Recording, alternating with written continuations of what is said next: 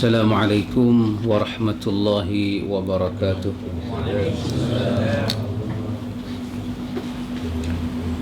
الحمد لله الواحد الأحد الفرد الصمد الذي لم يلد ولم يولد ولم يكن له كفوا أحد.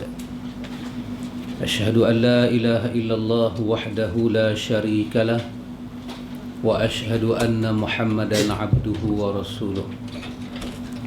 اللهم آتي نفسي تقواها وزكيها أنت خير من زكاها أنت وليها ومولاها آمين. أما بعد، إخوة الإيمان إخوة في الدين أعزكم الله وأحبكم في الله. الحمد لله الحمد لله ثم الحمد لله. Alhamdulillah ikhwan, kita sambung majlis ta'lim. Alhamdulillah ikhwan, Syekhul Islam Ibn Taymiyah dia kata Kelun, nama dia Kelun. Syekhul Islam Ibn Taymiyah dia kata di antara penyakit kita ialah penyakit ragu-ragu. Penyakit ragu-ragu. Kadang-kadang ahlan wa sahlan sahabat, baru jumpa kita baru ni nah. Oh masya-Allah, jumpa juga nah. Alhamdulillah. Penyakit ragu-ragu kata Ibn Taymiyah. Ikhwan, penyakit ragu-ragu ni ada beberapa peringkat. Satu, keraguan yang menasabah. Satu benda dia baru mai kat kita, kita meragui dia, itu menasabah. Kemudian diberi penjelasan demi penjelasan, hilanglah keraguan itu. Satu orang perempuan, tak tahu satu mai satu teruna dekat dia, I love you. Kan contoh kan. Mana boleh perempuan tu terima lagu tu? Kalau perempuan tu okey, tak apa. Makna perempuan tu buta kayu lah. Tak boleh ha? Dia mesti terkejut, dia buat terkejut. Yang tu kita panggil keraguan yang menasabah. Menasabah kita ragu, dan patut kita ragu. Kemudian bukti-bukti yang menyusul akan menghilangkan keraguan. Itu benda biasa, itu tak ada masalah. Yang tu bukan penyakit, yang tu adalah fitrah. Yang jadi penyakit, keraguan macam mana? Setelah ditegakkan bukti, dibawa kita masuk ke dalam dunia ilmu, keraguan tu tak hilang, wah-wah tu tak hilang. Yang ni masalah. Sampai pada peringkat jiwa kita mengakui dia, tapi kerana beberapa sebab-sebab hidup, kita kata minta maaf, aku tak boleh terima. Syekhul Islam Ibn Taymiyah kata keraguan macam ni boleh menutup pintu hidayah. Pintu hidayah. Ibn Qayyim al-Jauziyah ketika dia memberi pandangan dia tentang khutbatul hajjah yang kita baca, may yahdihillahu fala mudhillalah wa may yudlil fala hadiyalah. Siapa-siapa Allah Ta'ala nak bagi kepada dia hidayah, maka tak ada siapa boleh bagi sesat kat dia. Siapa-siapa yang Allah nak bagi dia sesat, tak ada siapa boleh bagi hidayah. Maka Ibn Qayyim menyatakan, hidayah ni seperti mana satu orang duduk depan pintu, kemudian Allah bagi kat dia kunci, dia boleh buka pintu tu. Itu hidayah. Dia duduk depan pintu, dia boleh buka, kemudian dia nampak apa ada dalam pintu tu, dalam rumah tu yang tertutup tu. Dalam bilik yang tertutup tu dia nampak ada apa? Ada kerusi, ada katil, ada perhiasan dia cantik. Ini orang dapat hidayah. Allah bagi kunci iman, Allah bagi kunci Islam, Allah bagi kunci Quran, Allah bagi kunci sunnah. Dia buka, dia masuk dalam tu, baru dia tahu yang ni yang dikatakan pertunjuk ilahi. Dia tahu. Yang dikatakan kesesatan tu apa dia? Kata Ibn Qayyim, dia duduk depan pintu tapi kunci Tuhan tak bagi, menyebabkan dia tak boleh buka pintu tu. Bila tak boleh buka, dia tak nampak apa-apa. Orang duk bagi tahu dalam bilik tu cantik, ukiran dia cantik, ada tulis khat dia cantik, warna cat dia cantik. Dia tahu, dia dengar. Tapi pasal dia tak ada kunci nak buka, dia tak boleh nampak apa-apa. Ini beza hidayah dengan kesesatan. Allah bagi ilmu, Allah bagi petunjuk, Allah bagi itu, Allah bagi ini, tapi hati manusia tak berubah. Ibnu Taimiyah kata ini satu penyakit. Kalau sampai pada peringkat ini, Ibnu Taimiyah kata wajarlah kita mengambil sunnah untuk merawat penyakit itu. Kata Ibnu Taimiyah, ada suatu hadis yang diriwayatkan oleh Aisyah radhiyallahu anha, hadis sahih daripada Imam Muslim. Bila kita sampai kepada keraguan yang macam tu, buat hati kita jadi goncang, buat hati kita jadi tak seronok, bacalah doa ni. Sama juga kita duk mengaji ni semua kan, duk mengaji. Kalau dia demai rasa ragu juga sikit, baca doa ni. Doa ni Nabi SAW suka baca dalam sembahyang malam, dan Nabi suka baca sebagai doa dalam sembahyang sunat fajar. Sembahyang sunat fajar kan, sembahyang sunat subuh 2 rakaat, Nabi baca doa ni. Doa ni menghilangkan keraguan. Kata Aisyah radhiyallahu anha, Nabi menyebut dalam doa dia, Allahumma rabba Jibril wa Mikail wa Israfil fatiras samawati wal ardi alimal ghaibi wasyahadah anta tahkumu baina ibadika fima kanu fihi yakhtalifun ihdini lima ikhtulifa fihi minal haqqi biiznik innaka tahdi man tasha'u ila siratim mustaqim. Baca doa ni. Wahwah ni satu daripada kerja syaitan, kerja iblis. Dia nak bagi kita tak jumpa kebenaran. Sahabat tadi wahwahnya menusabah tak apa, tapi ni wahwahnya luar daripada menusabah ni. Kita kata ni hadis Nabi, hadis ni sahih, dia wahwah ni. Kita kata ente baca buku ni, ente yang boleh Arab baca buku ni, yang tak boleh Arab rujuk terjemahan dia macam ni. Dan hadis itu telah ditahqiqkan oleh para muhaqqiq, para peneliti hadis. Dia pun telah bagi penjelasan. Yang bagi penjelasan pula muhaddisin, ulama-ulama hadis dari kalangan ahlu sunnah. Tiba-tiba dia kata, sorry, dia kata saya tak boleh terima. Dia kena baca doa ni. Nabi baca hari-hari sunat panjang doa ni. Mari kita baca ramai-ramai sekali. Allahumma Rabba Jibril wa Mikail wa Israfil fatiras samawati wal ardi alimal ghaibi wasyahada anta tahkuma baina ibadika fima kanu fihi yakhtalifun ihdini lima ikhtulifa fihi minal haqqi biiznik innaka tahdi man tasha'u ila siratim mustaqim. Amin. Allahumma amin. Doa ni kita baca. Apa maksud doa ni? Allahumma rabba Jibril.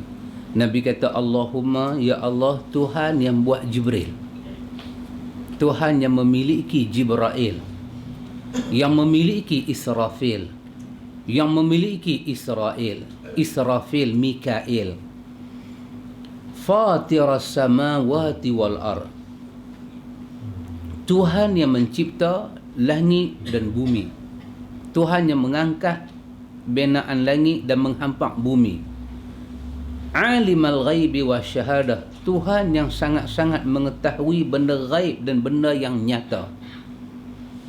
Anta, sesungguhnya engkau ya Allah, tahkumu baina ibadika, sesungguhnya engkaulah yang akan menjadi hakim di kalangan hamba-hamba engkau, apa yang sedang mereka perselisihkan di dunia ini.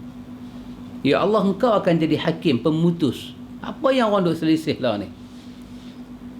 Ihdini, ya Allah, bagilah petunjuk, tunjukilah aku, bimbinglah aku, lima ikhtulifa fihi minal haqqi biiznik. Tunjuklah aku, pertunjukkanlah hidayahmu pada aku untuk sampai kepada kebenaran dengan izin engkau di atas apa yang orang duk selisih lah ni. Sesungguhnya engkau ya Allah, innaka, sesungguhnya engkau ya Allah, tahdi man tasya, engkau sahajalah yang boleh bagi petunjuk pada siapa yang kau suka, ila siratim mustaqim, ke jalan yang sangat lurus. Tengok macam mana Nabi bimbing hati kita. Kerana tu ikhwan, kita selalu bagi tahu, tak ada sebab manusia nak tinggal sunnah, sebab sunnah dah datang dengan syumul, sempurna. Sunnah tu sempurna, sunnah tu dah lengkap. Yang lebih ajaib sunnah ni, bila kita masuk dalam kelengkapan dia, dia melengkapkan orang yang masuk dalam dia. Oh, yang ni sangat cantik. Ada banyak benda lengkap dalam dunia, tapi bila kita masuk, dia tak boleh melengkapkan kita. Hanya dia saja kita nampak lengkap. Dia lengkap. Kita beli kereta mahal-mahal, kita masuk. Yang elok kereta tu lah, kita duduk kecil manis dalam situ. Kan? Tak boleh nak buat apa. Kereta tu dia tak boleh melengkapkan kita. Tapi sunnah ni dia ajaib. Dia ajaib. Dia lengkap. Dia syumul. Tapi bila siapa masuk dalam dia, boleh rasa dan orang lain boleh nampak dia satu orang yang sedang dilengkapi. Dahsyat sunnah ni. Pasal itu Allah offer kita. Allah kata, udkhulu fi silmi kafah. Kamu masuk dalam Islam sempurna dan kamu akan nampak kesempurnaan itu. Jadi ikhwan, kita duk belajar, kita buang ragu-ragu kita ni dengan doa-doa yang macam ni. Kita dah tak ada apa tempat bergantung, melainkan kita hanya bergantung kepada Allah dan kita pegang di atas sunnah Nabi. Kita mengaji, main satu tahap. Ataupun luar semayang, main satu tahap, duk sembang-sembang dengan kawan. Allah, kita dah ingat, macam mana nak buat sunnah ni, susah juga baca doa ni. Kita jumpa pak mentua kita, duk terang kat dia, terang. Dia duduk pelan naik angin dengan kita. Tak usah terang apa dah. Baca doa ni. Baca doa ni. Doa ni bukan doa biasa, bukan doa sapu jagat, bukan doa daripada wali mana Tok Syekh. Tak ada. Doa ni daripada kekasih Allah. Baca doa ni sekali lebih baik daripada trilion kali kita baca doa arwah. Ni lagi baik. Sekali dah cukup. Kita baca trilion kali doa arwah, tak ada apa-apa. Kita baca doa ni sekali, iblis lari tersungkok-sungkok. Bukan kata baca doa, iblis lari sampai terkentut-kentut bila dia dengar suara azan. Azan tu Nabi aja. Kalau kita azan tak ikut cara Nabi, dia pun heran, aku tak kentut hari ni. Dia pun heran. Tapi kalau kita azan macam Nabi azan, macam Nabi ajak, dalam hadis Bukhari begitu, dia lari sejauhnya mungkin, dia tak mau dengar. Dan dia kentut tu bagi besar, sebab supaya suara kentut hilangkan suara azan. Punya jahat iblis, dia tak mau dengar kebenaran. Habis semua orang dah kamat habis, dia main kacau pula kita. Dia masuk dalam sembahyang, dia kacau. Dia kata, uzkur kaza wa kaza. Dia kata, kunci kereta datang mana tadi? Kunci kereta datang mana? Kasut tadi bukan baru beli ke, harga pun tak buka kan? Kasut tadi pitak datang mana? Dan kita teringat silap. Habis-habis semayang nak keluar awal. Pasal apa? Takut orang ambil kasut. Kerja siapa? Kerja iblis. Kerja setan.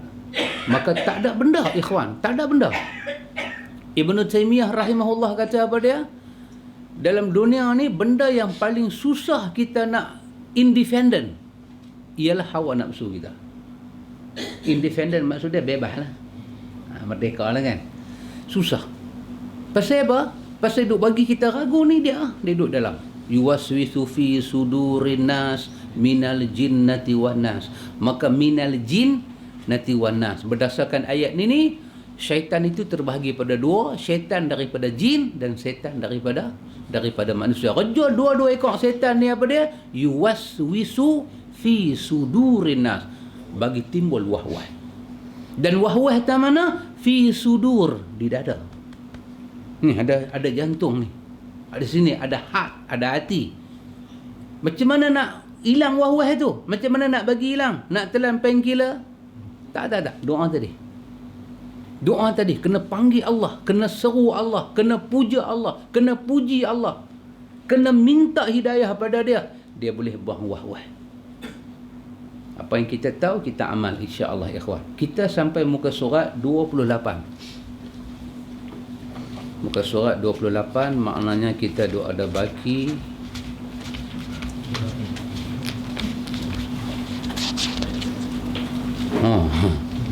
baru 28, makna lagi 60 muka surat duk ada 69 muka surat lagi duk ada. Sementara nak sampai tajuk dia, ni semua mukadimah aja duk baca. Pasal apa saya tak skip? Pasal rasa mukadimah ni terlalu penting. Apa yang penulis kita nak tulis dalam mukadimah ni dia terlalu penting.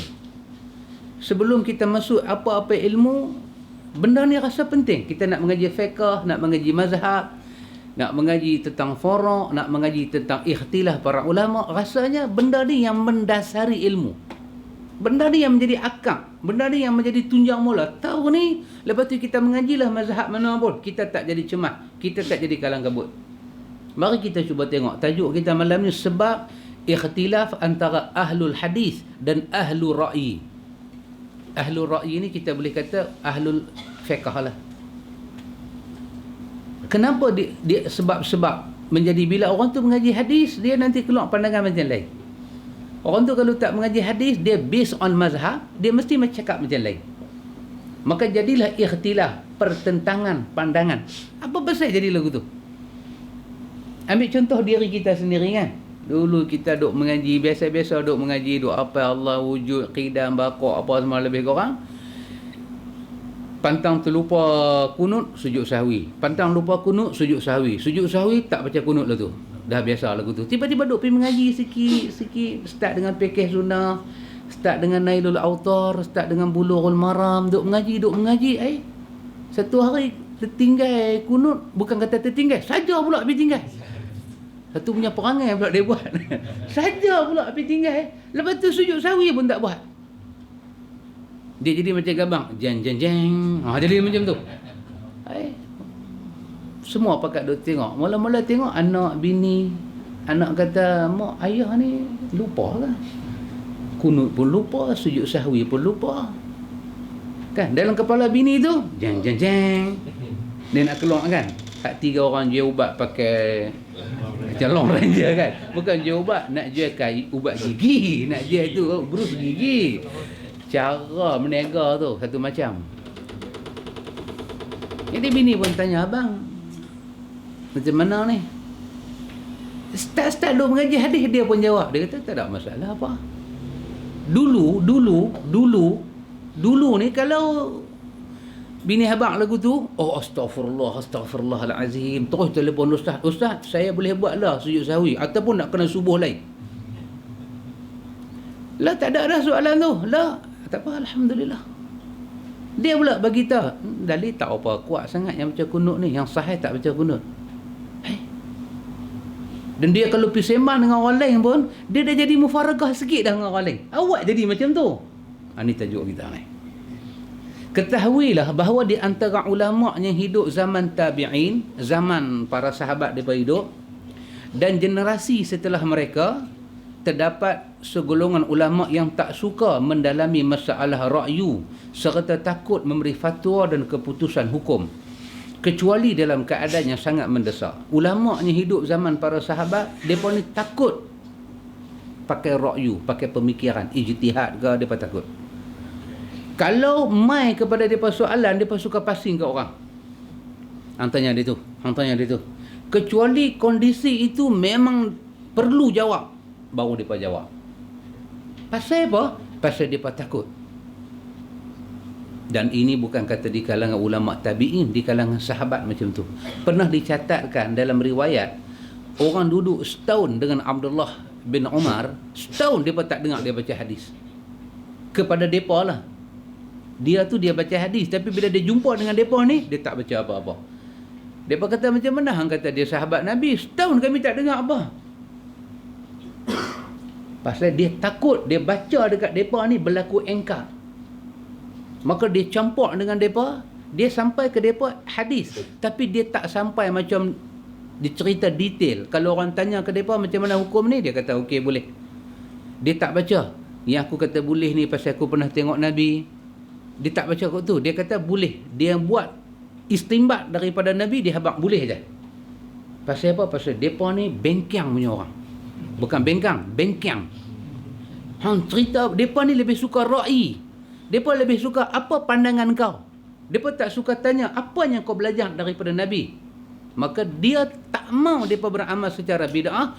Dia sampaikan hadis tapi dengan cara macam tu. Kadang-kadang kaedah tu pun kita tengok banyak ulama' pakai. Dia tak sebut ulama' mana. Dia kata benda ni wujud dalam sunnah. Sebab bila kita sebut nama ulama' tu, dia main bengkang tadi. Dia main macam bengkang tadi. Apa ni semua? Tak ada, kita kata ada ulama' cakap macam ni. Ada tak apa. Dia nak dengar ulama' je. Pasal dia duduk baca doa, Allahumma ahyina bihayatil ulama'. Ya Allah, kami nak hidup macam ulama'. Dia tak pernah baca Allahumma ahyina bisunnati nabiyina. Dia tak pernah baca lagu tu. Ya Allah, hidupkan kami dengan sunnah Nabi-Mu. Dia duk baca hidupkan kami dengan ulama'. Jadi kalau dia tak ikut ulama', dia rasa betul-betul dia rasa aku betul-betul dia buat gila ni. Dia rasa lagu tu. Tapi habaklah kata satu ulama' buat. Okey. Abdullah bin Umar pernah duduk masyarakat macam tu. Di kalangan para ulama' dulu, mereka tak suka bagi fatwa. Cita-cita besar mereka adalah mengumpul riwayat hadis Nabi sallallahu alaihi wasallam. Pada saat itulah orang membukukan hadis dan athar yang terdapat di dalam berbagai-bagai daerah Islam. Penulisan masahaf, yakni Quran, menyalin ulangan. Ulama-ulama besar mereka berkeliling di negeri Hijaz, Syam, Iraq, Mesir, Yaman, Khurasan untuk mengumpulkan buku-buku dan menyalinnya, hingga mereka berhasil mengumpulkan hadis dan athar yang belum pernah dikumpul seorang pun sebelum daripada mereka. Mereka kalau orang tanya apa-apa hukum, mereka tak mahu. Kerja mereka nak pergi cari apa yang sahabat belajar dengan Nabi. Mereka buang masa mereka habis ke arah tu. Antum boleh bayang berapa jauh Hijaz dengan Syam, nak mai ke Mesir balik, nak turun pergi ke Yaman. Ulama' banyak sekitar tu. Kerja mereka nak salin, nak catat.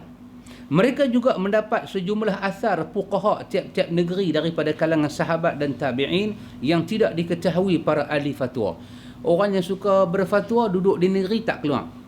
Orang yang tak suka berfatwa, dia keluar mencari. Jadi boleh sama ada hasil dia.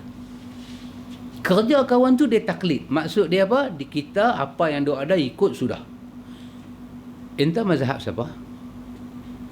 Tak Syafi'i. Okey. Dah faham kan? Ikut step dia. Yang kata mazhab Syafi'i ni maksud dia apa dia? Fiqh pegang Syafi'i. Tasawuf pegang Ghazali. Akidah pegang Abu Hasan Asy'ari. Yang tu Syafi'i. Yang tu maksud ahlu sunnah wal jamaah mazhab Syafi'i. Duk diam ikut sudah. Hadis sahih pun jangan tanya, hadis dhaif pun jangan tanya. Pasal apa? Kita bukan label tu. Kita label buka bungkus nasi lemak mentah ke darah. Bukan label kita pergi market. Jangan duk tanya nasi lemak ni pakai santan berapa kilo, suka makan, tak suka makan nasi kandang. Lagu tu dia punya cerita. Dia punya faham macam tu. Label kita tu. Jadi tak usah usik apa-apa. Orang macam tu duk ada dah di Kufah, duk ada dah di Mesir, duk ada dah di Hijaz, di Iraq, di Yaman pun duk ada. Satu golongan lagi, dia tak suka beragama dengan cara klasik lagu tu. Tak mau, dia kata kita kena cari. Dia keluar kerja dia cari, salin hadis, salin. Hak sana duk bagi fatwa ikut dia punya atur cara dia. Masuk 8.30, keluar 5.30. Dia ikut atur cara tu. 12.30 berhenti makan tengah hari, 10.30 berhenti makan pagi. In between, kisah okok sikit. Itu dia punya atur cara dia kan. Atur cara dia macam tu. Jadi, jangan duk buat macam lain. Kalau ada, orang tua-tua duk buat, kira ada. Jangan duk tanya, mereka lagi tahu daripada kita. Macam saya cerita baru ni kan, Ustaz 30 minit. Nama dia Ustaz 30 minit. Dia kata, saya nak cerita Nabi Muhammad masuk dengan Abu Bakar dalam gua, labah-labah turun buat sarang, mak pati main bertelur di situ. Jangan duk tanya sahih tak sahih. Apa pasal dia kata, ulama yang tulis buku ni, mereka lagi dulu dapat Islam daripada kita. Kita siapa? Kita berapa hari dah buat tahajud? Kita berapa hari dah bersugi? Lagu tu je main tanya. Kan? Lagu tu je minta tanya. Mujak tak tanya berapa hari dah kita turun pilihan raya. kalahlah ulama dulu. Bukan macam tu. Tapi ada orang style dia lagu tu. Style dia macam tu. Ulama dah buat elok-elok lah, jangan duk runah. Maka pengetahuan dia bekulah dalam situ. Lagi satu keluar pergi mengaji. Tengok apa hasil dia dapat. Demikian juga lewat pembukuan, pembahasan dan diskusi, mereka berhasil menyingkap tentang kondisi sanad hadis yang tidak diketahui sebelumnya. Apa jadi? Setelah menguasai disiplin ilmu riwayat dan hadis, sebahagian muhaqqiq, para peneliti kembali mendalami ilmu fiqh. Setelah mereka dapat benda tu semua, baru mereka berfiqh. Baru mereka, apa makna fiqh? Membuka perbincangan-perbincangan yang sesuai dengan hadis tu. Apa jadi? Maka tidak berpendapat tentang keharusan bertaklid kepada seseorang dari generasi sebelumnya. Mereka dah tahu sanad-sanad hadis, maka mereka satu orang yang tidak bertaklid. Mereka, antum boleh bayang, satu orang, dia tahu benda tu macam mana. Dia tahu benda tu A sampai Z. Dengan satu orang, dia tahu takat E je. Jalan cerita tu tak sama. Dia tahu A sampai Z cerita tu, takkanlah dia nak dengar cakap kawan yang hanya quotation. Dia tak quotation. Duk pergi cubik-cubik cerita ni macam tu. Dia rumah-rumah dia tak mahu. Dia tahu. Dia tahu cerita tu macam mana. Dia tahu. Kawan ni dia tak tahu. Kawan ni dia kata berdasarkan orang duk cerita. Dia tak mahulah pakai ayat lagu tu. Dia kata berdasar orang cerita apa. Aku ada tempat kejadian. Tentu macam tu. Jadi dia bila dengar mereka ni kata menerusi mazhab sekian, pandangan dia macam ni. Menerusi mazhab sekian, pandangan dia macam ni. Dia ni dengar dia tak suka. Dia kata pasal apa kita nak ambil pandangan mazhab, sedangkan dalam bab ni hadis je lah. Yang kita nak pergi kepada mazhab ni apabila hadis tak ada. Dan kita pun tak tahu kondisi hukum tu macam mana. Maka bertaklidlah kita pada mazhab. Maka mengambillah pandangan kita orang mazhab dulu. Pasal mazhab dulu lebih arif. Tapi kalau hadis dah jelas, siapa kita nak bagi pandangan hadis? Maka di situ mula nampak. Kan? Kak Pah kata apa? Ini Kak Pah Datuk Kak Pah no. Syarifah Aini. Dia tak jadi seiring dan sejalan seindah bunga di taman. Dia dengan Belori dulu. Satu lagu Kak Pah menyanyi. Seindah bunga di taman. Dia mula tak nampak cantik dah. Dia ni bunga raya, dia ni bunga tiap ayam. Dia main keluar dah. Tak cantik dah. Pasal apa? Pemikiran dah tak serupa. Dia ni tak tahu punca. Dia ni tahu punca. Kemudian apa jadi?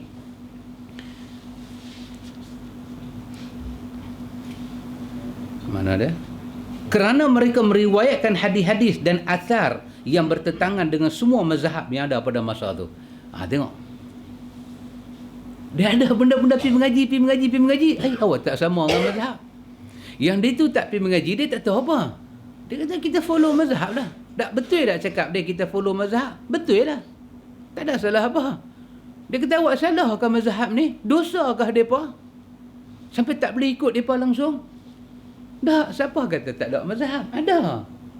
Tapi dalam bab yang jelas Nabi buat, kenapa nak ikut cakap orang?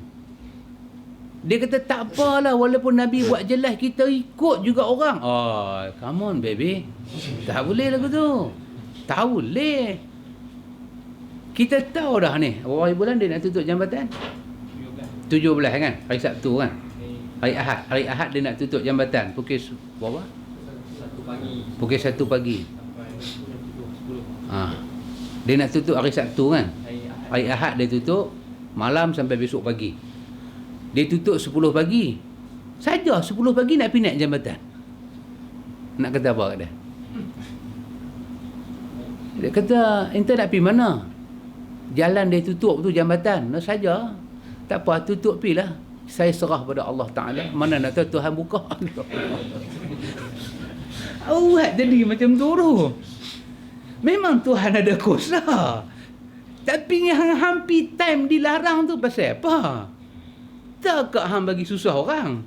Dengan mereka tu nak lari dengan kereta hang nak masuk. Pergilah naik feri. Dia kata tak boleh naik feri RM7 7 kupang. Lebih 7 kupang. Dia kata 7 kupang dia dapat sebatang rokok. Apa bagi kat mereka pula? Tak apalah punya pasal. Dia jadi macam tu. Depa ni bila mengaji depa jumpa satu benda yang kita belajar Syafi'i. Dalam mazhab Syafi'i memang wujud hukum bila kita semayang sampai waladhdallin, kita boleh kata rabbighfirli wa liwalidayya. Lepas tu baru kata amin. Benda ni ada dalam benda ni ada dalam Al-Majmu' Nawawi. Tapi apa kata Nawawi? Lam yathbut. Yang ada tu tidak sabit daripada mana-mana riwayat Nabi. Maka seolah-olah Nawawi kata benda yang Syafi'i kata ni itu ra'yi dia, pandangan dia. Itu dia punya ijtihad dia. Tapi ijtihad dia tidak wujud di dalam mana-mana hadis. Maka Nawawi, satu orang bermazhab Syafi'i, bab tu dia tak ikut. Pasal dia tahu dia tak perlu ikut. Pasal Syafi'i punya pandangan tidak ada dalil. Dia tak ikut. Pasal apa? Pasal dia tahu hadis. Dalam mazhab Syafi'i nyata, jelas hukum. Bila kita kena tangan kita ni sudah terkena kencing babi, kita kena sama. Jelas. Terpegang najis babi, jelas kata kena sama. Dia kering kita basah ke, kita basah dia kering ke, kena peluh dia, kena bulu dia. Babi tu pun babi comel. Duk main tepi-tepi kita ni, tengok comel dia duk main, geram kita tengok. Kita berpi raba-raba, teringat astaghfirullahalazim, aku mazhab Syafi'i, lari. Babi pun duduk panggil, mai. Dia kata, tak boleh mai dah. Aku Syafi'i, apa mengangkat aku. Lari. Nak pergi sama. Benda ni wujud secara jelas dalam kitab-kitab Asy-Syafi'i. Ima dalam Majmu', ima dalam ima dalam Al-Muhazzab. Wujud. Mazhab Syafi'i suruh pergi sama. Tapi apa kata Nawawi?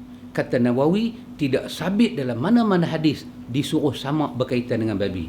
Sama hanya pada anjing. Maka Nawawi kata, kalau kena babi, ayat liak ke, babi tu isap okok, asap dia mai kat kita ke, apa saja berkaitan dengan babi, dalam, luar, atas, bawah, cukuplah kita pergi basuh tangan kita, macam kita lepas makan sisa-sisa apa, kita basuh, kita sabun. Tak payah sama-sama. Pasal apa Nawawi kata lagu tu? Setelah dia mengkaji, setelah dia melihat pada hadis, maka dia nampak apa pandangan ulama dulu yang tak ada dalil. Maka dia tak ikut. Bila dia start tak ikut, dia jadi macam tadi. Jeng. Tengok. Dia kena babi, dia tak sama. Alamak. Antum boleh bayang tak kalau cerita tu jadi sungguh? Kita ramai-ramai keluar pergi semayang, tak tahu babi mana ke terlepas main belah sini, dia pergi serondoi member kita jenuh duk bersilat pulut. Ceh. Member tu pula boleh raba atas kepala babi. Dia kata babi ni anak yatim, pisah dengan mak bapak dia. Kesian. Dia pergi raba atas kepala kawan tu, dia pun pergi tunjuk jalan balik. Babi tu pun terima kasih banyak balik. Kita duk tengok, mata kita duk main kat sini dah. Allah. Kita tengok babi tu pun, tadi makan dia main tang sini dah. Dia duk. Tak tahu dia masuk mai. Dia pergi buka api ayam, dia basuh-basuh tangan lagu tu je. Tak tahu dia duduk sebelah sah dengan kita. Dia tak ada ambil uduk, dia tak ada apa.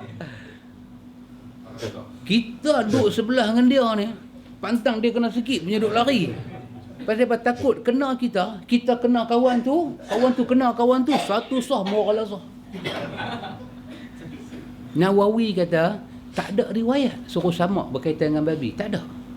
Maka kerana tak ada, kita tak usahlah mengambil hukum itu dengan ketat.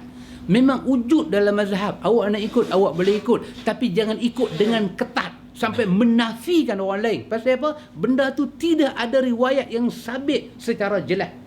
Hanya sabit secara qiyah saja. Qiyah, maka dia tidak cukup untuk jadi dalil. Tidak cukup, dia kena riwayat. Dia mula jadi beza antara pemikiran secara ra'yu dengan pemikiran secara mempelajari sanad-sanad hadis. Dia mula start berbeza. Apa dia kata?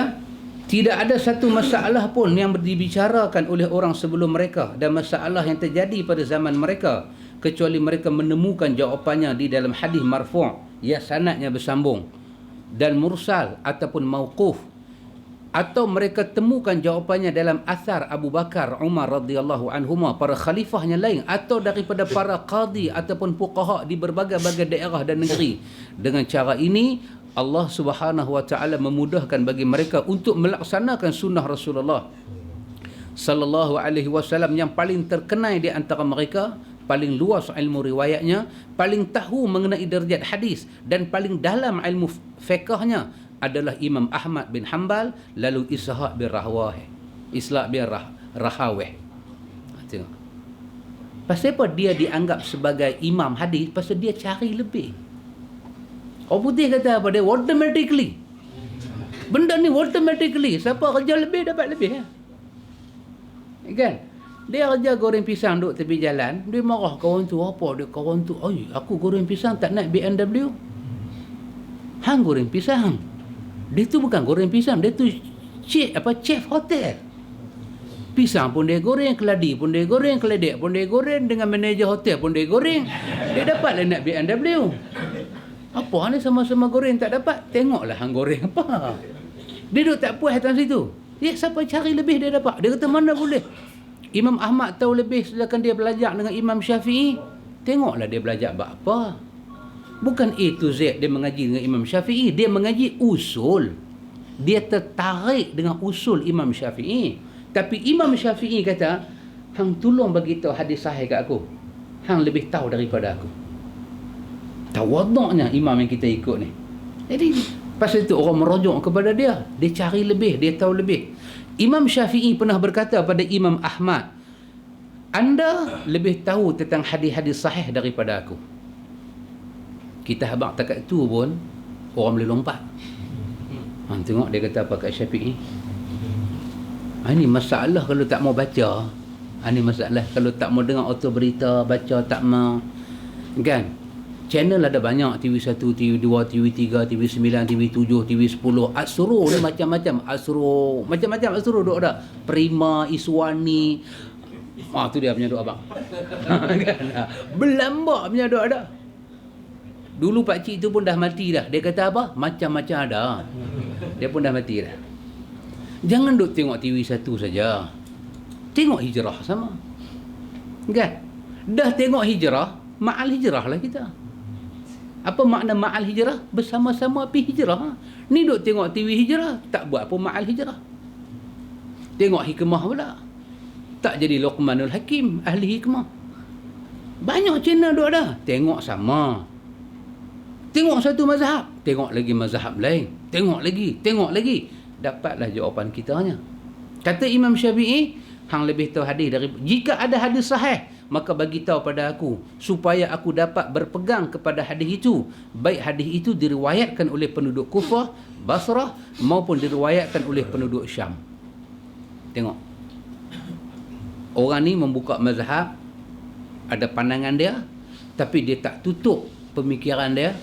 Dia mengakui apa yang dia tak tahu lebih banyak daripada dia tahu. Kita mengaji dalam ilmu mustalah hadis, dia kata apa dia? Apabila kita panggil seorang itu muhaddisin, apa maksud dia? Kita kata ini muhaddisin, ahlul hadis. Dalam mustalah hadis tu dia kata muhaddisin mestilah seorang yang pengetahuan hadis dia lebih banyak daripada bodoh dia. Dia tahu hadis lebih banyak daripada dia tak tahu. Baru dia dipanggil muhaddisin. Kalau tahu tak tahu sama banyak, dia dipanggil talabul hadis. Orang ni sedang belajar. Tapi kalau pengetahuan hadis dia mengalahkan bodoh dia. Maksud dia apa? Tahu tu lebih banyak daripada tak tahu. Maka dia dipanggil para muhaddisin. Bermakna ada juga benda dia tak tahu. Tapi terlalu bahasalah apa? Sikit. Sampai yang sikit tu boleh kata tak ada langsung. Boleh kata tak ada langsung. Ustaz main mengajar, orang tanya berapa orang? Dia kata tak ada orang. Sedangkan dah ada 3 orang. Tapi punya sikit sampai boleh kata tak ada orang. Jumai dia kata banyak orang dia kata. Wah ada 50 orang, dia kata banyak. Jumlah tu sampai boleh diangkat kalimah banyak. Pengetahuan dia tentang hadis tu mengalahkan jahil dia. Maka dia dipanggil muhaddisin. Tapi ada bab tertentu Dia beritahu pada kawan dia, kalau ada apa-apa hadis, mai beritahu ke aku. Setelah itu, antu tengok generasi pertama macam mana pengajian depa. Depa bukan tak ikut mazhab. Sebelum Syafi'i ada Al-Auza'i, ada Abu Sufyan, ada Sufyan Sauri, ada di atas lagi Sufyan bin Uyainah. Oh ni senior naik di atas. Imam besar-besar semua duduk di atas ni. Nama kadang-kadang kita tak pernah dengar. Dengar pun jadi terkejut. Mana punya nama ni? Tengok lagi satu dua nama dia sebut, memang tak pernah dengar ni. Generasi dulu, cara pengajian mereka macam tu. Mereka nak cari. Setelah tu, muncul generasi setelah mereka yang melihat bahawa generasi sebelumnya telah cukup mengumpulkan hadis dan menyusun ilmu fiqh menurut kaedah ni. Lepas imam-imam besar-besar ni semua dah habis dah, mai generasi kedua. Mereka ni mai dengan cerdik lebih sikit. Mereka tengok imam-imam pertama cari hadis, kumpul hadis. Mereka tak pergi cari dah hadis. Mereka dah tak kumpul dah hadis. Mereka buat apa ni imam pertama tak dan buat. Apa dia? Tengok mereka buat apa. Kemudian mereka mula meluangkan waktu untuk bergerak dalam bidang lain. Sebagai contoh, memilih hadis-hadis yang sudah disepakati sahih oleh para hadis terkenal seperti Yazid bin Harun, Yahya Al-Qattan. Mana pernah dengar nama ni semua? Siapa dia? Yazid bin Harun. Tak bisa dengar. Abang Yazid kita pun dah pergi Kuala Lumpur kan? Ni Yazid bin Harun. Lepas tu Yahya bin Qattan. Masjid Hashim Yahya pernah dengar lah. Yahya bin Qattan, Imam Ahmad, Ishaq dan orang-orang seumpama mereka. Mereka buat kerja apa? Hadis-hadis yang para ulama dulu susun, kumpul, mereka tolong mentasahihkan hadis tu. Bukan mereka pandai-pandai, mereka guna kaedah orang dulu. Hadis ni sahih, bos satu tempat. Hadis ni dhaif, bubuh satu tempat. Yang orang tu terlibat dengan fatwa mazhab tu, mereka tak buat kerja ni. Mereka kerja bagi fatwa aja. Kerja mereka ikut, follow. Mazhab yang ada ikut. Tu saya tanya dah. Semua yang ada dalam mazhab Syafi'i ni, kita tak payah duk pergi kedik tak mana dah. Mesti cantik punya. Syafi'i adalah imam yang paling teliti daripada empat imam. Kalau lagi 3 imam tu hidup, mesti mereka mengaji dengan Syafi'i. Jadi kita bertuah dapat satu mazhab yang semua imam teringin nak mengaji dengan dia, tapi mereka tak dapat. Kita dapat. Jadi tak usah duk pergi runai, tak usah duk pergi usik, buat. Kalau dia kata tarawih 20 rakaat, bantai 20. Dia kata subhanal malikil ma'bud, hang bagi yang tu. Tak usah duk buat lagu lain dah, tak usah duk buat lagu mana. Baca khutbah pakai tongkat. Azan bagi 2 kali, tambah lagi 3 lagi bagus. Buat lagu tu, tak usah duk usik, tak usah duk apa. Depa ni macam ni aja. Tak ada dah duk pergi cari hadis-hadis apa. Generasi berikutnya, depa ni sampai peringkat duk pergi tapi hadis. Anda tengok beza macam mana pemikiran, pandangan. Tengok lagi. Apa lagi mereka buat? Mengumpulkan hadis-hadis yang berkaitan dengan ilmu fiqh yang dijadikan dasar utama oleh para fuqaha di berbagai daerah dan ulama di berbagai negeri. Mereka kumpul hadis-hadis yang ulama fiqh, ulama mazhab pakai. Mereka kumpul hadis itu dan mereka tapis. Yang duk ikut mazhab tu tak tahulah. Mereka ni buat kerja ni. Underground. Duk buat kerja ni. Apa jadi lagi? Kemudian menentukan setiap derajat hadis yang sesuai dengan masing-masing hadis tersebut. Hadis syadz, hadis gharib yang tidak mereka riwayatkan atau jalok-jalok periwayatan yang belum pernah dikeluarkan oleh orang-orang sebelumnya. Di antara ulama yang bergerak dalam bidang ni adalah Imam Bukhari, Imam Muslim, Abu Daud, Abdullah bin Humaid. Tak pernah dengar nama ni. Abdullah Badawi pernah dengar. Abdullah bin Humaid tak biasa dengar. Tak biasa dengar. Ad-Darimi, Ibnu Majah, ini pernahlah dengar juga. Abu Ya'la, At-Tirmizi, An-Nasa'i, Darul Qutni, Al-Hakim, Baihaqi wa ghairuhum, dan lain daripada depa. Depa ni hak nama-nama sahibul sunan ni, depa yang pi buat kerja lagu ni. Imam Syafi'i tak ada yang buat, tapi dia tahu iza sahal hadis fa huwa mazhabi. Tapi nak pergi kerja ke arah tu, dia kesutupkan masa. Bukhari buat, dia susun semua-semua dia buat cantik. Sebelum Imam Bukhari ni, dia kata sebelum depa-depa ni semua, di masa Imam Malik ada Sufyan dan sesudahnya terdapat segolongan ulama yang tidak membenci masail. Ada ulama depa suka, depa tak mau bincang pasal masail, benda yang dalam-dalam depa tak mau. dan tidak khawatir dalam memberi fatwa. Hanya mereka khawatir meriwayatkan hadis Nabi dan menisbahkannya kepada Nabi. Mereka takut nak baca satu hadis dan nak sebut kata Nabi. Mereka takut. Mereka lebih suka kata ulama kata. Mereka takut kata Nabi kata. Pasal apa? Tersilap. Kenapa? Dia buat lagu tu pasal dia takut. Tapi anak murid dia faham kata itu cara berhukum. Boleh nampak tak? Misunderstood. Pakcik tanya saya, apa pandangan dalam bab ni? Saya kata ulama ada kata. Pakcik tengok-tengok, ustaz ni kalau tanya kat dia semua ulama. Dia tak ada kata hadis langsung. Dalam hati saya, pasal apa saya kata lagu tu? Saya kata lagu tu, saya punya duk ingat, tentu dah saya selamat. Saya selamat depan Tuhan. Saya tak ada bohong kat Nabi apa-apa. Saya tak ada riwayat yang palsu. Saya terus berkata ulama tu kata. Jadi kalau apa-apa pun atas kepala dia. Jadi saya tak silap tuduh Nabi. Nampak? Saya takut. Besok Tuhan tanya kat saya, apa? Hang kata Nabi kata. Bila Nabi aku kata? Jadi saya takut. Saya kata lagu tu kerana takut. Pakcik sudah silap faham. Pakcik punya duk ingat kata, kaedah orang tanya, mesti jawab ulama kata. Tak boleh kait dengan Nabi. Nampak? Bila pakcik dah habis belajar semua, dah dapat degree, dapat apa semua, pakcik pun pergi mengajar, orang tanya pakcik pun kata, ulama kata. Maka sistem tu berterusan. Manakala sahabat kita pula, dia duduk dengar saya kata ulama kata, apa ustaz ni ulama kata, tak puas hati. Habis tamat degree, dia pergi belajar pula. Nabi kata apa? Takkan Nabi sampai tak kata kot, semua ulama dia kata. Pergi belajar, baru sahabat faham kenapa saya buat macam tu. Tapi pakcik tak dapat. Pakcik tak nampak. Sahabat nampak. Sahabat pun mengaji dengan saya, pakcik pun mengaji dengan saya, tapi sahabat dengan pakcik tak sama. Tak sama. Anak murid sahabat, cara sahabat. Anak murid pakcik, cara pakcik. Anak murid sahabat dengan anak murid pakcik pergi jumpa pula kat mana kedai nasi ganak, pergi bergelai. Tok guru hang tu sama dengan tok guru aku punya tok guru. Tok guru hang tu tak ikut cara tok guru betul. Bergelai. Punca dia ada di situ. Jadi pasal itu imam mazhab bila depa nak mati, depa selesai benda ni. Apa dia? Apa yang aku cakap, kalau ada tak kenal dengan Nabi, aku tarik balik masa aku hidup, masa aku mati. Depa kadang-kadang takut nak kata Nabi kata, takut, sangat-sangat takut. Cuak, takut. Orang lain dia tak takut. Dia bangkit berdiri bayan, dia kata Nabi ada kata.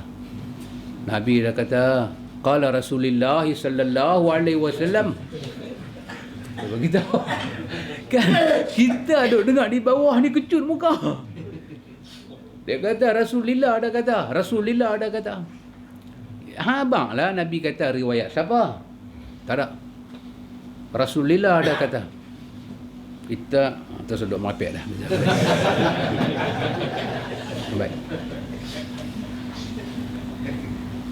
Baik. Mereka hanya khawatir meriwayatkan hadis dari Nabi dan menisbahkannya kepada beliau. Sampai-sampai Sya'bi nama tokoh besar dalam tafsir Ibnu Katsir, dalam tafsir Qurtubi, nama Sya'bi ni banyak disebut, telah berkata Sya'bi. Apa kata Imam Sya'bi? Kami lebih suka meriwayatkan daripada orang-orang sesudah Nabi. Jika ada tambahan atau pengurangan, maka hal itu hanya atas nama orang-orang sebelum Nabi, bukan di atas nama Nabi. Kami lebih suka, kata Malik berkata. Pasal itu Imam Syafi'i peringkat mula dia mengaji, dia kata apa? Malik hujah aku di hadapan Allah. Kalau Tuhan tanya aku pasal apa buat, aku nak kata Malik buat. Aku nak kata Malik buat. Aku nak kata Malik buat. Aku tak mau kata Nabi buat. Aku takut. Tapi bila dia sendiri masuk dalam dunia hadis, dia mula kata, kalau hadis itu sahih, baru kita boleh kata. Jangan dah Malik ke siapakah, bukan hujah kita. Bila Imam Syafi'i mula berubah, Imam Ahmad kata sepatah pada Imam Syafi'i. Dia kata apa dia? Dia kata perkataan Al-Auza'i, perkataan Malik, perkataan Ishaq bin Rawahih, semuanya bukan hujah di hadapan Allah. Hujah di hadapan Allah apa yang Nabi kata. Imam Syafi'i kata sadaq kata, apa yang hang kata tu betul. Maka antum tengok kadang-kadang sikap satu guru tu dia membuka satu fahaman, itu juga menyumbang kepada salah faham anak-anak murid. Pasal tu benda tu kena bagi settle. Kita, antum duk mengaji sunnah, tak ada satu orang antum pergi panggil saya pergi mana ke? Atau ustaz, ustaz kelola satu mayat ni abang saya ke siapa akan mati. Antum dengan cara saya cakap punya duk tekan, antum nampak Sekali lagi kalau ustaz urus mayat tu macam mana dia nak berjalan. Kan? Urus tu antum tengok-tengok saya duduk-duduk ila hadrat Nabi Mustafa Rasulullah Al-Fatihah. Antum nanti heran. Dia duduk kata tu apa, dia buat tu apa. Tiba-tiba saya bagi tahu pada antum dah, saya bukan bertentangan dengan hadis.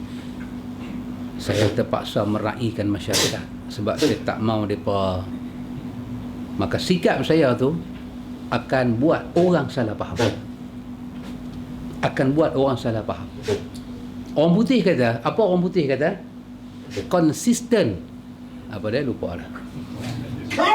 Apa dia? Konsisten. Tak apalah, tinggal bilas kan. Dia terlupa dah. Maksud dia, kita kena ada suatu konsisten di atas benda yang kita pegang. Kita kena konsisten di atas kita punya hujah-hujah kita. Dan sampai satu tahap, orang putih kata peak. Betul, peak. Apa tu? Peak tu pilih. Mengucap ke? Kemuncak, yes. Peak. Takut rebah pendek tu pun peak juga kan. Takut tersilap cakap dia pergi rebah pendek tu pula. Peak. Jadi kita kena pick which one.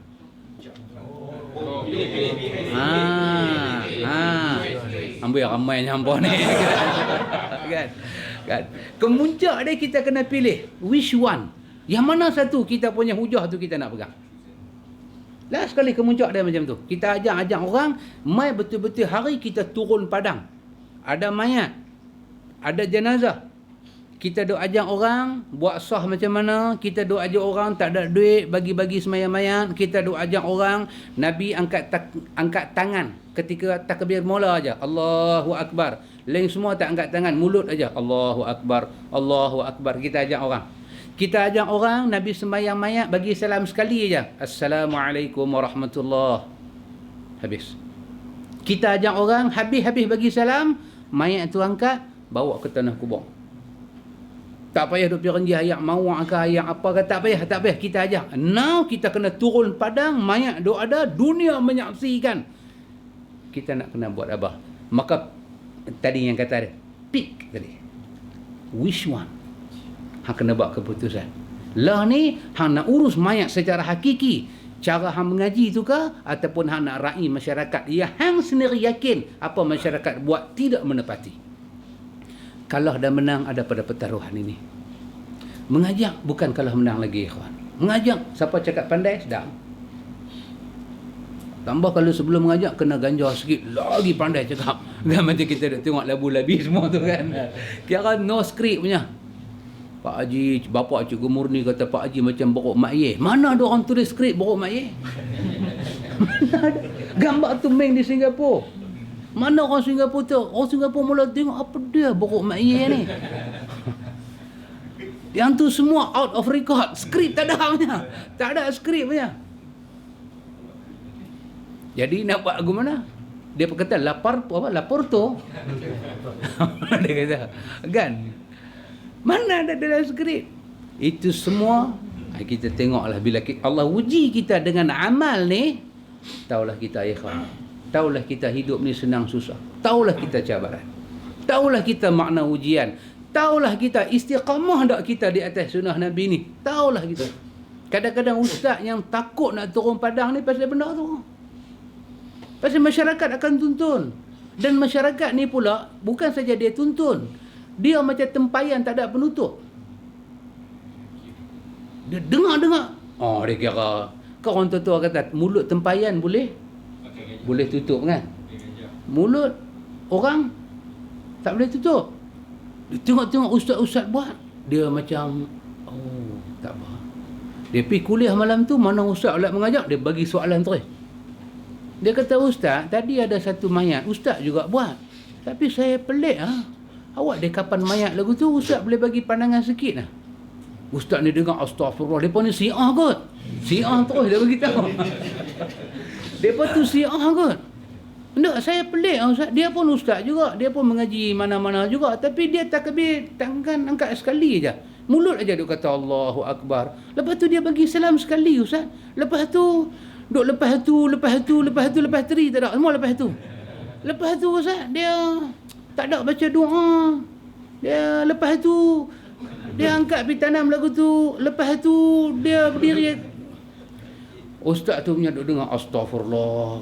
Oh, dia kata lagu tu kena buat report Syiah banyak lah ni. Yang tu yang risiko ustaz tak mau turun padang. Ustaz mengajak sunnah dia tak mau turun padang pasal tu. Risiko ni mulut tempayan ni. Tak apalah kalau benda tu tang situ. Tak, dia tunggu satu ustaz pula keluar radio. Satu talian dia bagi. Ni ustaz saya nak tanya pula ustaz. Ustaz tu pun kata, oh ini Syiah Rafidah ni. Tak berhenti dekat tu. Dia pergi telefon pula majlis. Bila telefon majlis, kes nanya. Majlis nak tanya, yang report ni nama siapa? Tak apa, kami simpan identiti awak. Ustaz mana? Bukan boleh abang secret apa? Mayat. Secret mayat kata bagi. Dia secret punya kan. Tak boleh, dia kena abang tu ni enter ni report, enter nama siapa, nama sekian. Ustaz mana buat lagu tu? Dia abang lapor pun punya ustaz dia begitu. Oh, ustaz tu kena. Yang tu nya ustaz tu tak mau. Tapi tadilah kita kena buat satu pilihan. Adakah kita reda tengok jenazah yang banyak ditanam tak ikut sunnah Nabi? Dan semua manusia kena mengambil risiko untuk mencari kebenaran. Saya tak mau risiko. Tu orang putih kata don't talk. Jangan cakap pasal hak kebenaran. Kita mengaji sengak-sengak, time orang tak ada, kita sembahyang macam ni. Pergi jemaah, turun balik. Kita menghadap Tuhan dengan dua muka. Apa ni? Kita menghadap Tuhan dengan dua muka. Oh jangan, ikhwan, jangan. Pasal itu nafsu kita ni satu benda yang kita kena kepung dia dengan sunnah Nabi. Wa nafsi wa ma sawwaha fa alhamaha fujuraha wa taqwaha. Nafsu ni lah dalam dua muka, nafsu. Fa alhamaha fujuraha wa taqwaha. Kalau hari Tuhan bagi kepada dia takwa, dia jadi muka takwa. Hari dia tak mengaji, dia mai balik muka jahat, dia jadi jahat. Nafsu ni dalam dua muka. Maka kita kena fa'aqim wajhaka lid-dini hanifa, bawa muka hamba pada Tuhan. Inni wajjahtu wajhiya lilladzi fatara samawati wal ardi. Ya Allah, aku hadap muka aku sebenar-benar pada hang. Muka apa? Muka hamba. Hamba taat kepada Allah, hamba dengar suruh perintah Allah. Allah yang suruh kita ikut Nabi Muhammad, bukan siapa-siapa, Tuhan. Dan ketika Allah suruh kita ikut Nabi Muhammad, dia suruh dengan ilmu pengetahuan dia, bukan dengan jahil dan bodoh dia. Dia tahu dunia akan perang, dia tahu Syria akan jadi kalang kabut, dia tahu Mesir akan jadi kalang kabut. Dia tetap berfirman, ati'ullah wa ati'ur rasul. Kalang kabut macam mana pun, kau taat kepada Allah, kau taat kepada Rasul. Sampai macam tu punya ayat turun. Dia nak bagi kiamat, dia kata taat kepada Allah, taat kepada Rasul. Dia yang berfirman dengan ilmu, dia yang buat alam, dia yang buat ghaflah, dia yang buat berani, dia yang buat takut, dia buat semua. Dia letak hukum hakam yang cantik macam tu. Jadi pasal apa dada kita nak ragu-ragu lagi? Tak ada sebab kita nak ragu. Kita kena ikut apa yang kita belajar. Kerana itu mereka menulis hadis, fiqh, berbagai masalah dan metod. Sebab pada saat mereka tidak memiliki hadis dan athar yang merupakan modal untuk membuat kesimpulan hukum fiqh menurut kaedah yang telah dipilih oleh ahli hadis, hati mereka belum lapang untuk meneliti, mengumpul dan mencari pendapat para ulama yang ada dalam berbagai negeri. Bahkan mereka berkeyakinan para imam mereka menepati darjat tertinggi dalam perkara penelitian hukum dan ada kecenderungan hati kepada orang-orang yang bermazhab dengan mereka. Contohnya perkataan Abu Hanifah, Ibrahim An-Nakhai lebih faqih daripada Salim. Jika bukan kerana keutamaan sebagai sahabat Nabi, nescaya telah aku katakan Alqamah lebih faqih daripada Ibnu Umar. Pengajian fiqh asal dah main lagu tu. Siapa-siapanya ikut mazhab Abu Hanifah, dia akan kata lagu tu. Di kalangan para sahabat Nabi pun ada ilmu tak sama tinggi. Tapi kerana mereka sahabat, aku tak mau cakap lebih kurang. Tapi kalaulah aku berani cakap, aku nak kata Ibnu Umar lebih alim dari sahabat-sahabat lain. Tapi mereka sahabat ada keutamaan. Mereka mempunyai kecerdasan dan kelebihan dalam memindahkan satu masalah ke masalah lain yang mampu mereka lakukan untuk bagi jawapan atas semua masalah berdasarkan pendapat-pendapat ulama mazhab mereka. Dan mereka membentangkan masalah ilmu fiqh menurut kaedah-kaedah mereka ambil daripada pendapat tersebut. Kerananya banyak bermunculan masalah fiqh daripada masing-masing mazhab. Mazhab mana sahaja memilih ulama yang masyhur, maka kepada dialah disandar penyelesaian berbagai masalah fatwa. Akhirnya tulisan-tulisan mereka menjadi terkenal di tengah-tengah masyarakat dan tersebar di seluruh penjuru dunia. Tokoh mana yang terkenal dalam satu mazhab, satu pasal dia terkenal, kedua orang ramai kenal dia, orang akan pakai semua cakap dia. Maka akhirnya pandangan dia dominan daripada hadis. Itu bayang satu orang tokoh mengaji sana, mengaji sini, dapat gelaran macam-macam. Orang bagi gelaran ni macam-macam kat dia. Tiba-tiba dia cakap satu benda. Agama tu. Agama.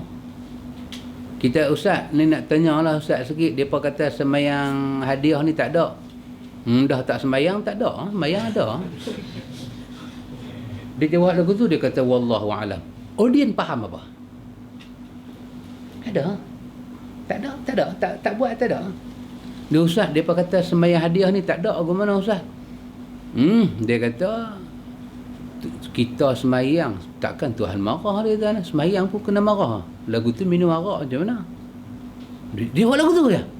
Tak ada dalil, tak ada asar, tak ada apa. Agama jadi sindiran berhad. Aku punya. Anak-anak murid dia catat. Oh betul juga, logik juga anak Tok Guru ni cakap. Ni Tok Guru dia buat kata buat tahlil ni semua tak sampai. Dalam Islam ni kita bukan dia buat syirik. Mereka ni dah jadi kawan Tuhan. Dia tahu sampai tak sampai, pukul berapa, hari apa. Hai? Dia jawab macam tu. Orang panggil bersantai. Dia jawab lagu tu yang pecah peluh kita. Anak murid dia duk main soal kita. Kita kata tak boleh, kena ikut sunnah Nabi. Dia kata takkan ulama tak ikut sunnah. Habis kalau ulama tak ikut, ulama-ulama yang dok dah tak ikut sunnah, depa ikut apa? Tukang Buddha. Habis. Tengok dia kata. Dari sinilah mula berkembang dua jenis institusi. Dari sini berkembang dua jenis cara belajar. Institusi hadis dan institusi fiqh. Imam Khattabi berkata dalam Ma'alim As-Sunan. Ya, tengok di bawah ni dia nak kata dari sinilah berlakunya pertelingkahan orang yang pegang mazhab secara solid dengan orang yang nak pergi cari sanad-sanad hadis. Kata Imam Khattabi, aku melihat ulama zaman kita sekarang memiliki keahlian dalam dua bidang dan terpecah menjadi dua kumpulan. Dia ni alim fiqh mazhab, alim. Dia ni alim hadis. Dua-dua alim tapi jadi berkelahi. Tengok dia nak kata apa. Ahli hadis dan asar, ahli fiqh dan nazar. Depa ni ahli fiqh dan ahli nazar. Jadi pandangan depa banyak. Masing-masing kelompok memerlukan, tak boleh baca bahasa tu no, agak sensitif sikit kan. Memerlukan kelompok lain berikut apa yang telah mereka hasil daripada hasil penelitian mereka. Sebab hadis itu ibarat apa dia? Fundamental, benda yang asas, atau seperti akam. Sementara fiqh itu ibarat bangunan yang dibangunkan di atas fundamental itu, atau seperti cabang tumbuh daripada akar tersebut. Semua bangunan yang dibangun tanpa asas dapat dipastikan bahawa bangunan itu akan runtuh. Bangunan yang asas dia tak kukuh, dia akan runtuh. Macam mana? Macam Terengganu. Masjid runtuh, istana runtuh, stadium runtuh, semua runtuh. Semua runtuh, tak ada yang tak runtuh. Semua runtuh. Hang buat apa pun runtuh. Last sekali nanti jadi negeri pasir 2 butir, raja duduk bawah pokok kena kipas. Pasal apa? Semua runtuh. Itu contoh negeri pasir 2 butir. Sementara seluruh asas tanpa ada bangunan sama seperti bangunan yang sudah runtuh, tak ada apa-apa. Aku jumpa kedua kelompok ini sebagai saudara yang saling berseteru. Imam Khattabi kata, orang yang berpegang dengan mazhab dengan orang yang belajar hadis, aku rasa mereka ni saudara sebenarnya, tapi mereka suka berkelahi macam anjing dengan kucing, kata Imam Khattabi. Ini satu analisa dia. Sebenarnya yang mengaji fiqh, yang mengaji hadis, dua-dua perlu. Kita tak boleh mengaji hadis, kemudian kita beku, kita tak boleh pecah daripada hadis itu apa hukum yang berkaitan. Orang fiqh, dia kupas hukum ini, forok, dia turun lagi. Tapi dia tak ada hadis. Dia pakai ijtihad. Orang hadis, dia ada hadis, tapi dia tak cerdik nak kupas. Jadi dua saudara ni perlu dua-dua. Tapi aku tengok dia berkelahi. Padahal mereka saling berdekatan dan masing-masing dari mereka saling memerlukan. Terlebih mereka berkewajipan untuk saling membela dan membantu di atas jalan kebenaran, bukan saling membangga-banggakan. Ini satu analisa yang sangat menarik. Adapun kelompok ahli hadis dan asar, ini dia nak komen sikit orang yang suka mengaji hadis ni. Mari kita tengok ada tak ada perangai ni kat kita. Kalau ada, kita taubat nasuha sekali lagi. Habis sembahyang Isya, kita sembahyang taubat. Lepas tu kita zikir ramai-ramai, tu benar ilallah. Kalau ada, na'udzubillah, kita harap kita tak ada perangai ni. Kalau ada, kita istighfar. Kita tak usah buat dah. Ini dia nak tegur. Tengok dia kata, adapun kelompok ahlu hadis dan asar, orang suka mengaji hadis ni, kebanyakan mereka menyibukkan diri dengan riwayat-riwayat, mengumpulkan berbagai jalur hadis, mencari hadis-hadis gharib dan hadis-hadis syadz, yang kebanyakannya adalah hadis-hadis palsu dan maklub, hadis-hadis yang terbalik. Mereka tidak memperhatikan isi matan, kurang memahami makna hadis, tidak memerlukan istimbat hukum. Apa dia istimbat? Daripada hadis itu apa yang boleh kita keluarkan. Orang mengaji hadis tak banyak tengok tu, dia duduk tengok matan sanad, sahih dhaif, sahih dhaif. Ini pandangan Al-Khattabi dalam kitab dia Mu'allim As-Sunnah. Dia kata lagi, kurang memahami makna hadis, tidak melakukan istimbat hukum, tidak mengeksplorasi hal-hal berharga dan kandungan fiqahnya. Bahkan terkadang-kadang mereka mencela ahli fiqah dan menuduh mereka sebagai penentang sunnah. Nampak? Kalau sampai lagu tu, janganlah. Orang-orang ikut mazhab ni, duk ikut mazhab A sampai Z, kita kata ni semua ingkar sunnah. Imam Khattabi kata, aku tengok banyak silap ni dia jadi. Sedangkan dia tu tak silap tara mana pun, tapi dia cop kawan tu ingkar sunnah. Tengok dia kata lagi, mereka tidak tahu bahawa mereka belum mencapai tingkatan ilmu yang telah dicapai oleh para fuqaha, dan mereka telah berbuat dosa kerana mencela para ahli fiqh itu. Jangan sampai kita cela imam-imam ahli sunnah yang membuka mazhab. Jangan sampai. Kita tahu dalam mazhab ada dhaif, ada sahih. Kita tahu. Yusuf Qaradawi ketika dia komen mazhab Abu Hanifah, dia kata mazhab Abu Hanifah ni seolah-olah tak bagi kita puasa Ramadan. Pasal apa? Perkara batai terlampau banyak daripada tak batai. Telan ayat liuk batai, korek lubang hidung batai, telinga gatal bubuh apa akan masuk dalam batai. Kalau telan ayat liuk sampai belahak batai, apa ni kata Qaradawi? Nak bagi puasa ke tak mau bagi puasa? Qaradawi dia macam mengamuk sikit lah. Tapi bukan mencela Abu Hanifah Nu'man. Dia imam al-faqih, al-jalil, al-kabir, al-alim. Dia ini an-nasu fil fiqhi ayal Abi Hanifah. Itu kata Imam Syafi'i. Manusia dalam fiqh kesemuanya terhutang jasa dan budi pada Abu Hanifah. Kalau dia tak buka fiqh, kita tidak akan ada fiqh.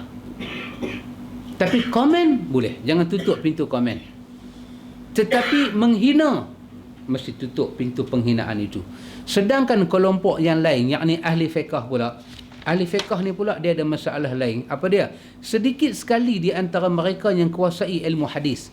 Akibatnya mereka tak mampu membeza antara sahih dan mana yang hadis dhaif.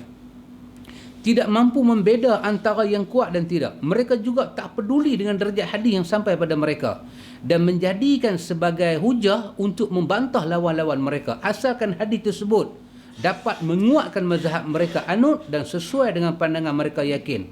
Bahkan mereka berani membuat kaedah yang bertujuan agar hadis-hadis dhaif dan munqati' yang terputus sanadnya dapat diterima. Ini masalah. Dia pergi macam tu. Dia kata siapa kata bid'ah tak ada? Siapa kata bid'ah hasanah ni tak ada? Tapi baca Sahih Bukhari. Sayyidina Umar kata sebaik-baik bid'ah yang ni. Yang tu lah bid'ah.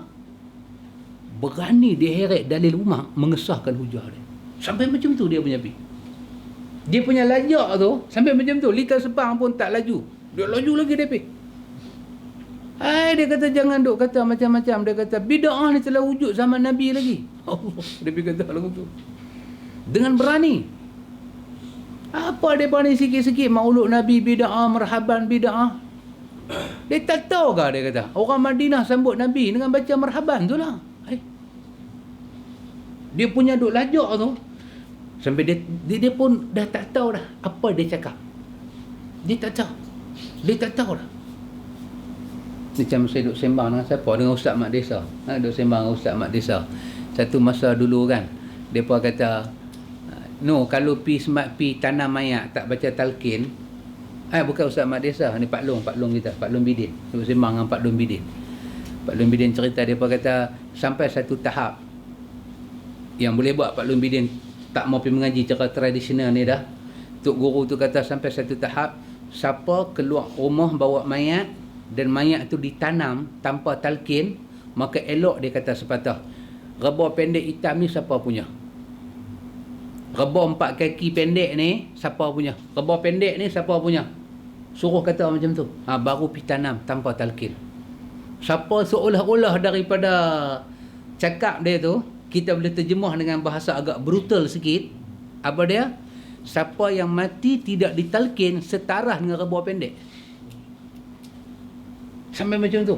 Dia mempertahankan mazhab dia sampai dia dah out of control. Dia dah. Tak apa dia kata, hadis palsu lagi baik daripada cakap ang. Allah Akbar. Janji hadis palsu ke dhaif itu semua nama kita bubuh. Yang penting dia hadis. Aku pegang hadis. Sampai macam tu. Siapa yang mangkit khutbah jemaat, dia bagi tahu siapa yang semayang tarawih 8 rakaat, lepas tu balik duk pergi isap rokok, ini semua balok punya orang. Tahun ni tak ada boleh dapat al-qadar punya. Dia agresif. Ini masalah dia, Pak. Tadi orang mengaji hadis masalah tu. Orang mengaji mazhab ni masalah dia pula. Dua-dua ada masalah. Dua-dua ni adik-beradik, kata Imam Khattabi. Mereka ada masalah. Bahkan selama hadis tersebut masyhur di tengah-tengah mereka dan telah mereka warisi secara turun-temurun tanpa mengecek kembali sahihnya, inilah penyebab tergelincang dan kekeliruan yang mereka lakukan. Tergelincang.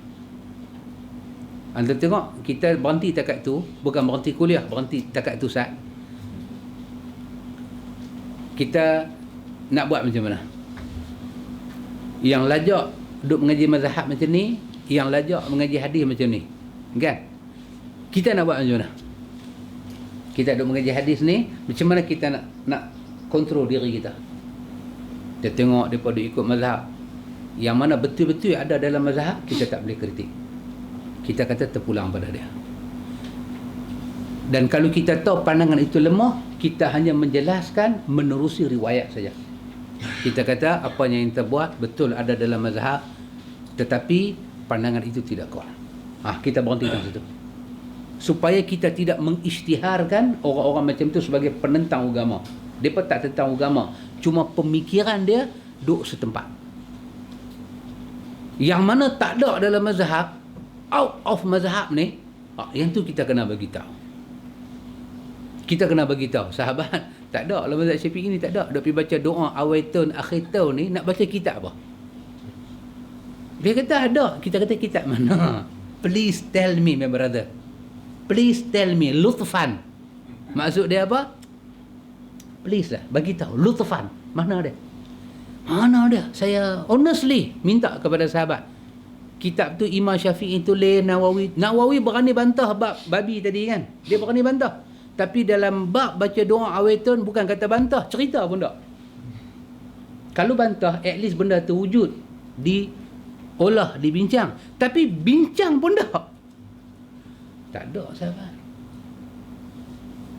Tak ada lah, dah tak buat. Dia duduk main layak borok. Kita ambil dia, bawa dalam botol, bakar pokok botol. Kita buat lagu tu. Macam kemarin kan. Kita bakar pokok botol. Awak bakar aku, dah aku bakar botol. Nyaham lompat pasal apa? Dia buat layak borok, kita buat macam tu kat dia. Tak boleh. Yang ada, kita jangan terlampau sangat. Macam talqin. Ada tak ada dalam mazhab Syafi'i? Ada. Ada. Dalam mazhab Syafi'i, wujud talqin. Kita tak bantah. Tetapi kita bantah kaifiat talqin. Tak ada dalam mazhab Syafi'i.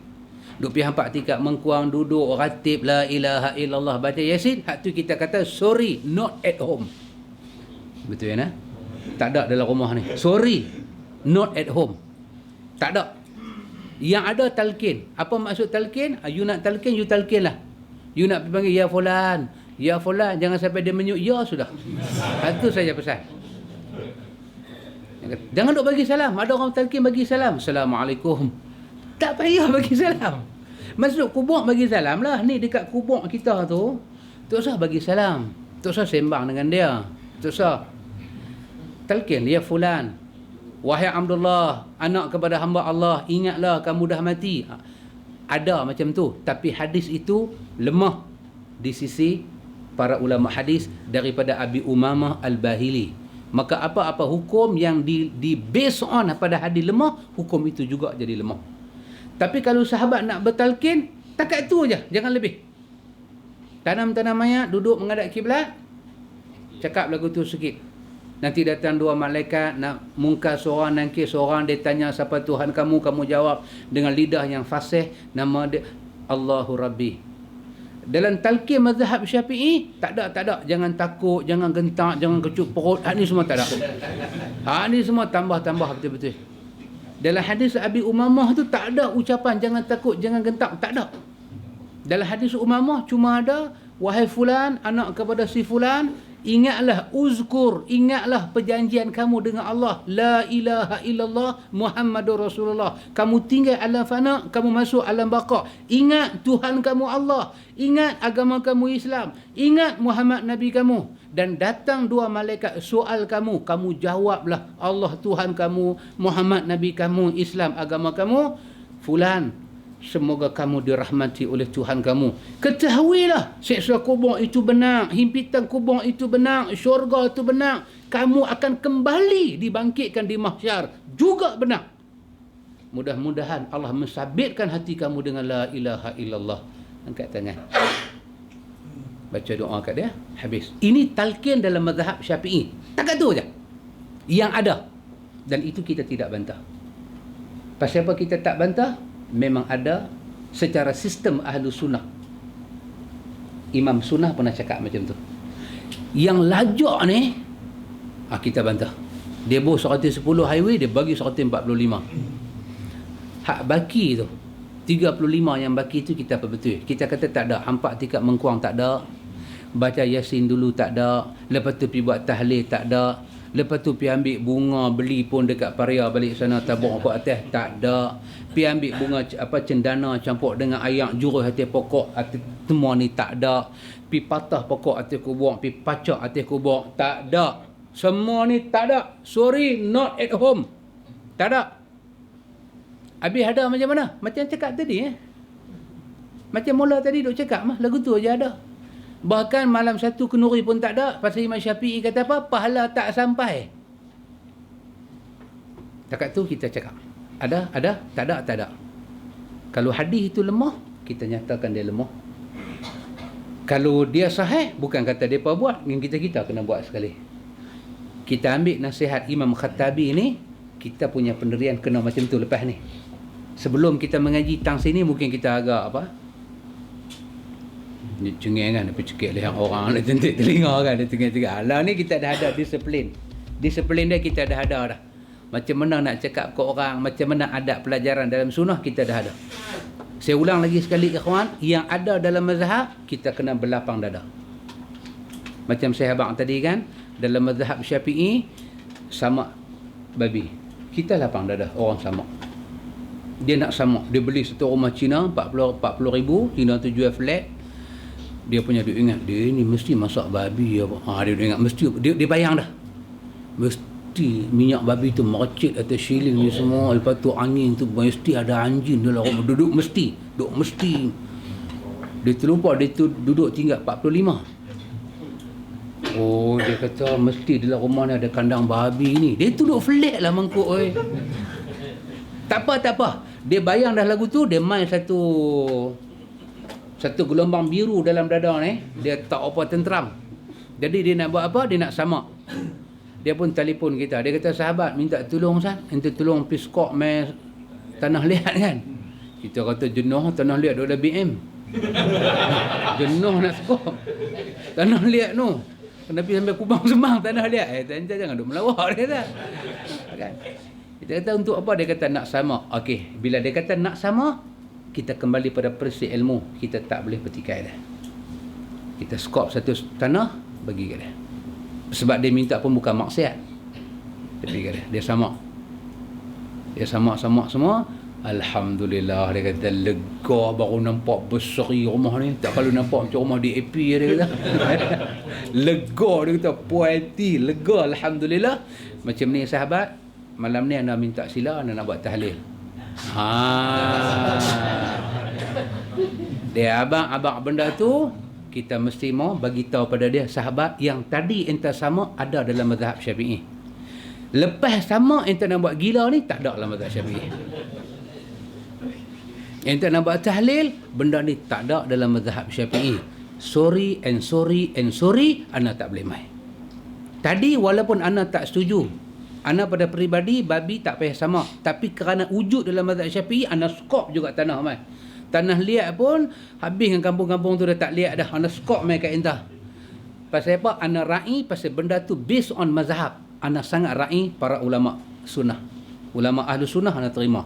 Tapi bila enta nak suruh ana duduk, ana khatib, sorry. Semua ulama sunnah menolak amalan Syiah. Tahlil untuk orang mati exactly 100%, 100%, 100 plus lagi Syiah punya. Ana tak buat. Dan bukan kata tak buat, mai pun tak boleh. Kalau enta minta ana bubuh apa ikan rendang ke belakang kereta mai hantar, ana tak boleh buat. Okay, you understood? Dia cengeng. Tak, bukan orang sini, dia tu lah dalam cerita ni, dia tu kan. Kita kata-kata understood, dia pun dah tu macam punya biru naik dah muka dia. Okay. Ini prinsip kita belajar. Kita hormat orang buat. Kita hormat. Yang mana tak ada. Sekali-sekala kita pergi masjid, orang berdoa ramai-ramai. Pasal apa tu imam kata, ni orang baru-baru main ni, Bangla baru masuk Islam. Ramai ni. Tu imam kata, saya nak ajak mereka zikir. Okey, kita hormat. Based on mazhab. Ada tak ada? Ada. Boleh mengajak orang zikir. Kita tak apa. Kita duduk biasa. Kita nak tengok muka mu'alaf. Tak tu tengok Bangla tu hafaz Quran. Tu imam tu nak ajak siapa? Kita pun tanya Bangla tu, bila you masuk Islam? Bangla tu tengok muka kita, dia ni baru masuk Islam ke? Kata tu imam kata, ramai masuk Islam. Tak. Bangla kata, saya Al-Hafiz. Kita pun nak sudi ya. Kita kata surah Rahman apa tak? Dia kata apa? Kita kata saya baca awak sambung. Macam juri tahfiz kita buat kat dia. Kan? Kita pun Ar-Rahman 'allamal Quran, tentu kita pun sengak. Sengak tu memang 2 ayat je kita hafal.